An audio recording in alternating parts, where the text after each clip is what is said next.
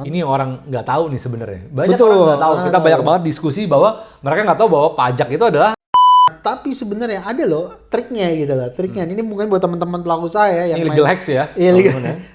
Ditekuk-tekuk, kemudian hasil yang merubah HS code. Pak Prabowo itu bilang akan menghapuskan TKDN. TKDN akan seperti apa tuh, Im?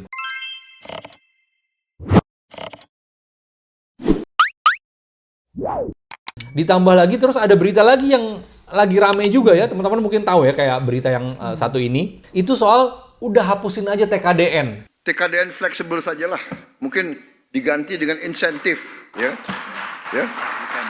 Apa nih TKDN? Iya, Lu jelasin. TKDN, ya. Sebenarnya ini di beberapa manufacturer tuh di mana di negara manapun tuh udah cukup beken sebenarnya dulu ya bahwa itu istilah mereka tuh local content lah.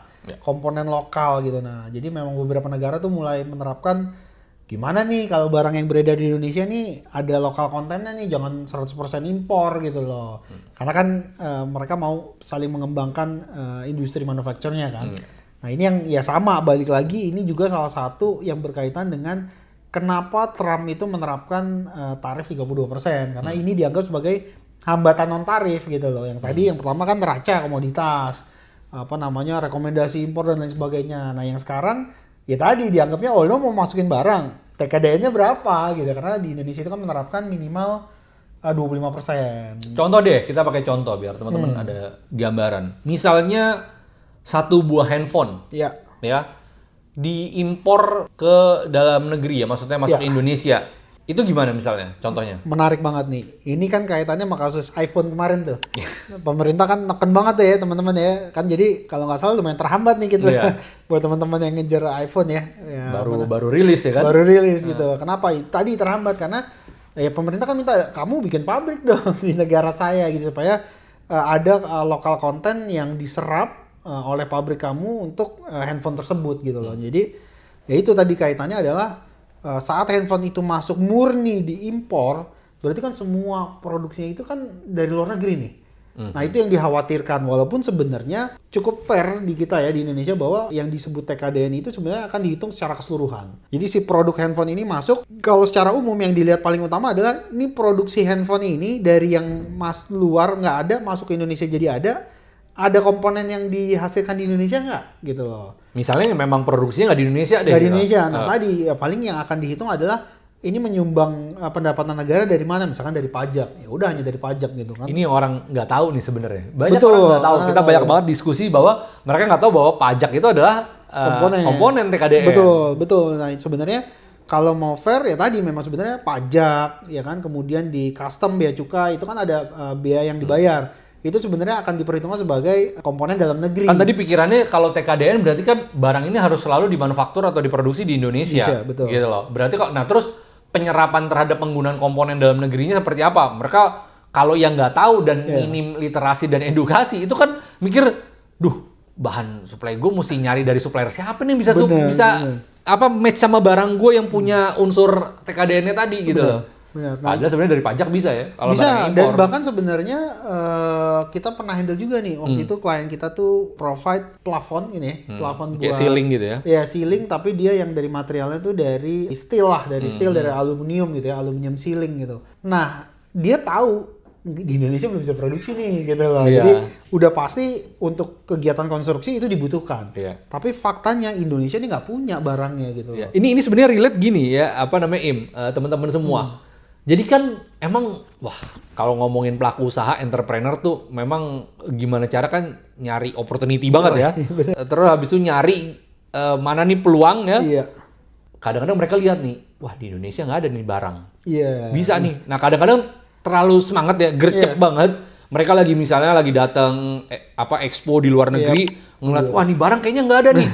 Bisa nih gue masukin. Udah lagi di pitching sama si produsen di sana kan, udah bagus sih segalanya. Oke, deal segala macam, pesan sekian kontainer. Begitu pas masuk sini nggak bisa dijual, ya. Betul. Ceritanya udah bisa masuk, tapi Udah nggak bisa bisa kejual kan, gitu. Betul. Atau mungkin ada case nggak yang memang dia udah ketahan karena TKDN, jadi pas masuk. Kalau TKD sebenarnya tidak menghambat barangnya sih sebenarnya, Yes. tapi tidak bisa dijual. Yes, gitu. berarti jadi kan tadi kita pakai ceritanya barangnya sudah masuk. Tapi nggak bisa dijual. Nggak bisa Begitu dijual. mau edarkan, ya didistribusikan, dijual, ternyata terhambat masalah TKDN. Betul. Apalagi yang memang barangnya ini untuk pekerjaan-pekerjaan yang sifatnya pengadaan. Pengadaan, yes. Punya concern banget sama TKDN. Ini kan jadi isu banget ya. Betul. Nah, tapi sebenarnya ada loh triknya gitu lah. Triknya ini mungkin buat teman-teman pelaku usaha ya yang Ini main legal hacks ya. Iya, teman-teman ya. buat pengadaan tadi ya, buat yang main di pengadaan misalnya ternyata barangnya nggak ada nih atau ada peluang dari barang-barang impor tadi. Sebenarnya teman-teman bisa tuh bikin pabrik lah ya istilahnya gitu ya, kecil-kecilan bikin gudang atau sewa gudang. Nah, barangnya itu sebenarnya bisa kayak di repackaging gitu loh. Ya, di repackaging jadi barangnya diimpor, kemudian tadi balik lagi ini kan mainnya di HS code nih. Iya. Nah, gimana caranya teman-teman bisa merubah HS code awalnya berapa jadi berubah? Gitu. Jadi contohnya tadi kalau gua ambil dari yang aluminium sealing tadi, barang atau bahan baku utamanya kan impor. Iya. Tapi bahan mentah nih masih lempengan. Iya. Nah, di sini teman-teman pelaku usaha tuh bisa bikin pabrik atau sewa gudang ditekuk-tekuk. Nah, begitu teman-teman menekuk tadi itu kan sudah tindakan pabrikasi gitu kan, dianggapnya sebagai pabrikasi, ditekuk, kemudian hasil yang merubah HS code. Iya. Nah, teman-teman bisa hitung tuh. Tinggal bilang, oh saya sewa pabrik, ada pajak masuk, ada bea tarif, oh saya pakai karyawannya orang Indonesia nih. Iya. Yang nekuknya, satpamnya apa. Nah, itu tuh bisa munculin TKDN gitu. Kalau tahu kan sebenarnya enak teman-teman, cuma Iya. kurang ngobrol aja Itu sih. dia, Makanya kita benar, bikin program yang ngobrol bareng Hibra tuh karena banyak orang kurang ngobrol di masalah hukum gitu loh. Iya, Cuma kalau ngobrol gini kan akhirnya jadi tahu, oh Jadi iya ya tahu, bisa betul. seperti itu.